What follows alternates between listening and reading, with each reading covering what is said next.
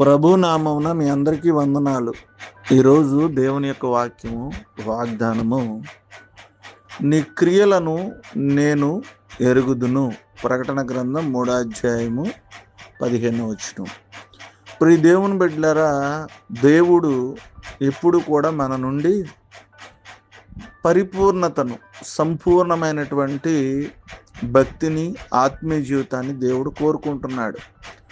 అది భక్తి విషయంలోనైనా, విశ్వాసము విషయంలోనైనా, ఆత్మీయత విషయంలోనైనా, దేవుణ్ణి ప్రేమించే విషయంలోనైనా పరిపూర్ణులుగా ఉండాలి అని దేవుడు మనల్ని కోరుకుంటూ ఉన్నాడు.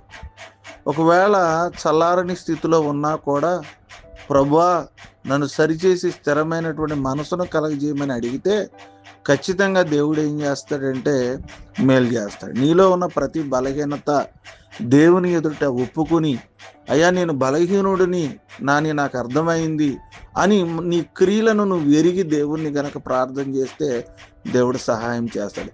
అంతేగాని సగం హృదయం అటు, మరొక సగం హృదయం ఇటు అన్నట్లుగా ఉండకూడదు. మన జీవితంలో, క్రైస్తవ జీవితంలో సగము ఆత్మీయత, సగము బలహీనత కలిగి ఉండకూడదు. నీకు విశ్వాసం ఉంటే నువ్వు కోరినట్లే అగును అని దేవుడు చెప్తున్నాడు. నువ్వేం చేస్తున్నావో మనుషులు ఎవరికి తెలియకపోవచ్చు, కానీ దేవునికి నీ క్రియలన్నీ తెలుసు. దేవుని బిడ్డలారా, నువ్వు ఎలా జీవిస్తున్నావో, నువ్వు ఏ విధంగా నడుస్తున్నావో, నీ యొక్క ఆలోచనలు ఎలా ఉంటాయో, తలంపులు ఎలా ఉంటాయో, నీ పనులు మంచివా చెడ్డవా అన్నీ కూడా దేవుడు గమనిస్తున్నాడు. ఒకవేళ మన క్రియలు బలహీనమైతే, ప్రభా నాలో మంచి క్రియలు ఉండే విధంగా సహాయం చేయండి.